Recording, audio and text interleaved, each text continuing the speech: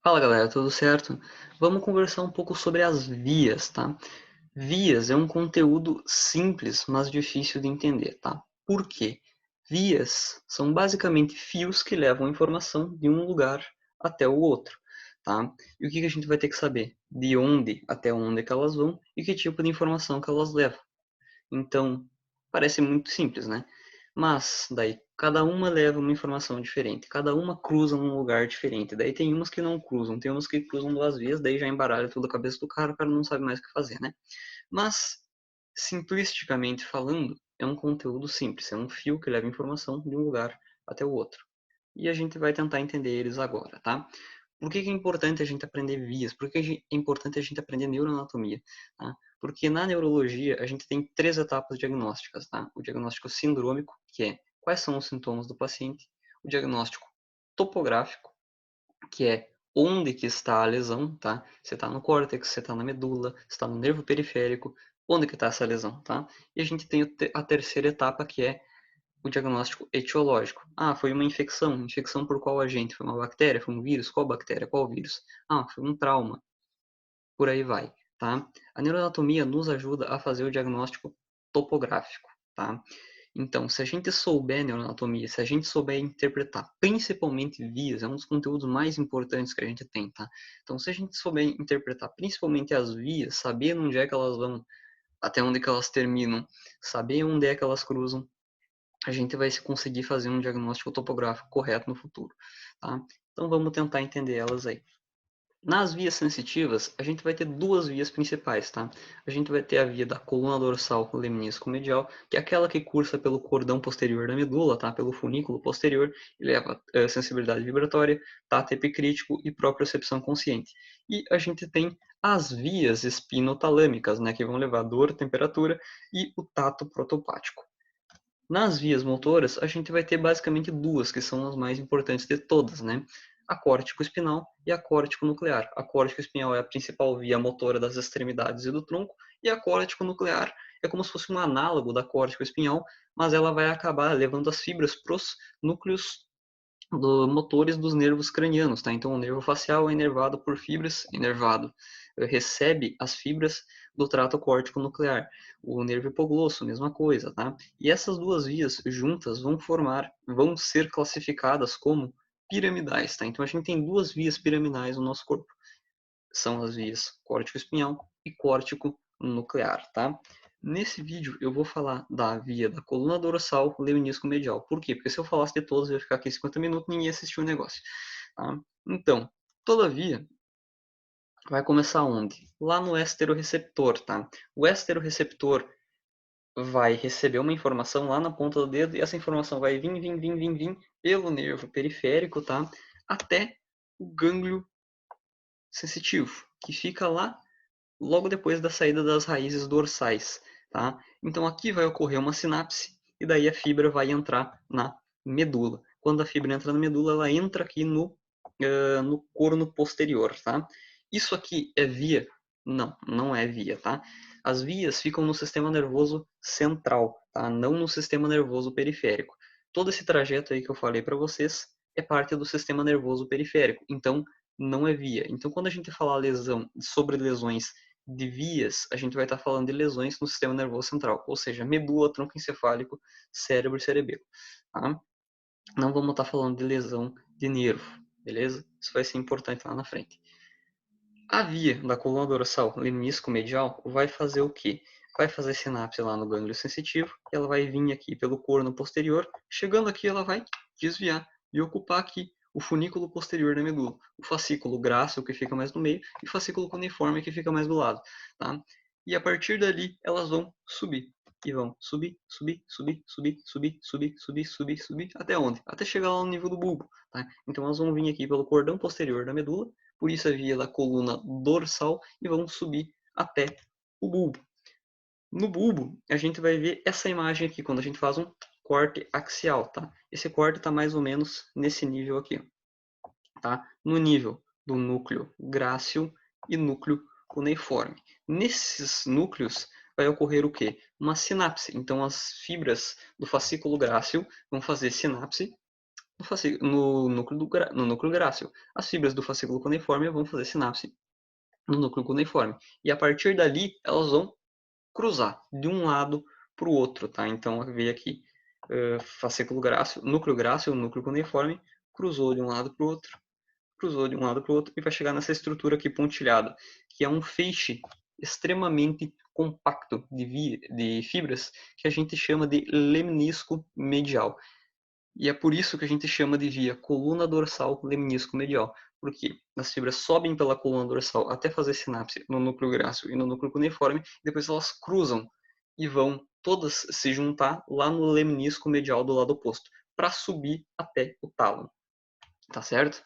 Então, as fibras vão subir pelo funículo posterior, vão chegar lá no núcleo grácil e no núcleo cuneiforme, fazer uma sinapse e decussar, cruzar de um lado para o outro, e vão se juntar todas lá no lemnisco medial do lado oposto, né, porque elas acabaram de cruzar, para daí então subir até o tálamo, tá? Então a gente consegue ver aqui, ó, veio aqui do esteroreceptor, veio, fez sinapse no gânglio sensitivo, subiu até o bulbo, fez sinapse, cruzou de um lado para o outro, subiu pelo lemnisco medial até o tálamo, tá certo?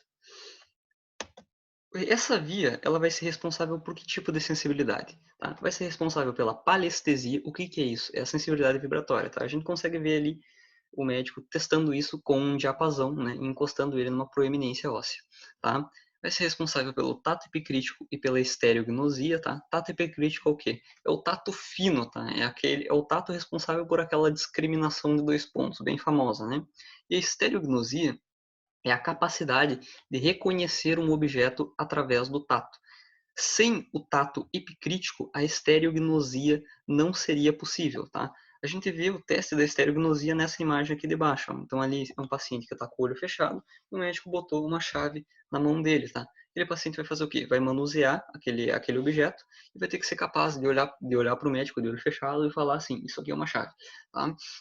Se ele não conseguir fazer isso, ou ele tem um problema no tato epicrítico, que não consegue reconhecer aquilo, ou ele tem um problema lá numa área de associação que fica no córtex parietal, tá? Mas isso aí é para outro caso, tá? O que eu quero que vocês saibam aqui é que essa via é responsável pelo tato epicrítico e que sem o tato epicrítico, a estereognosia, a capacidade de reconhecer um objeto através do tato, não seria possível, tá? E ela vai levar também à propriocepção consciente. O que é a propriocepção? É a capacidade de saber onde teu corpo está em relação ao espaço. Então, se eu fechar meu olho agora, eu sei que meus dedos estão esticados. E agora eu sei que eles estão fletidos, tá? No caso ali, a gente tem uma moça que está sem cabeça, então ela não consegue ver, tá? Eu cortei a cabeça dela aqui para não ser identificável, né? Mas ela está com os olhos fechados, tá? E mesmo assim ela consegue se equilibrar num pé só. Por quê? Porque mesmo sem o estímulo visual dizendo onde é que ela está, ela ainda tem receptores lá nas cápsulas articulares, nos tendões dos músculos delas, medindo o estiramento dessas estruturas. E essas informações vão ser interpretadas lá no cérebro e o cérebro vai conseguir saber onde é que o nosso corpo está. E assim, mesmo com os olhos fechados, a gente consegue se equilibrar num pé só, tá? É isso que é a propriocepção. A gente consegue testar a propriocepção, por exemplo, com aquele teste de Homburg lá, que a gente pede para o paciente juntar os pés e fechar os olhos, né? E aí a gente vê se ele balança demais ou se ele cai. Se ele tiver um déficit na propriocepção, o que vai acontecer? Logo que o paciente fechar os olhos, ele vai cair, porque ele perde totalmente a sensibilidade visual e se ele não tiver propriocepção, ou se essa propriocepção tiver muito alterada, ele não vai conseguir saber onde é que ele está em relação ao espaço e ele vai cair, tá certo? E uma coisa muito importante dessa via é que a decussação é fixa. O que eu quero dizer com isso? Que todas as fibras cruzam em um local apenas, lá no bulbo, né? Onde a gente viu, depois de fazer sinapse no núcleo grácil e no núcleo cuneiforme, as fibras cruzam de um lado para o outro e chegam no lemnisco medial, onde elas sobem até o tálamo. Por que isso é importante? Porque aí a gente consegue fazer a interpretação das lesões nessa via e dos déficits que se seguem, tá certo?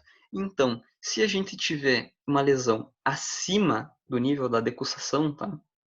a gente vai ter um déficit contralateral. O que é déficit contralateral? Tá? O que é esse contralateral? Sempre quando a gente fala em déficit contralateral ou ipsilateral, a gente está situando o déficit, né, ou seja, a perda de sensibilidade, nesse caso, em relação à lesão que o paciente teve. Tá? Então, se o paciente teve uma lesão aqui do lado direito da tela, se o déficit dele ficar no lado direito, vai ser um déficit ipsilateral. Por quê? Porque o déficit está do mesmo lado da lesão. Se for do outro lado da tela, né, vai ser um déficit contralateral. Por quê? Porque está do lado oposto à lesão, tá certo?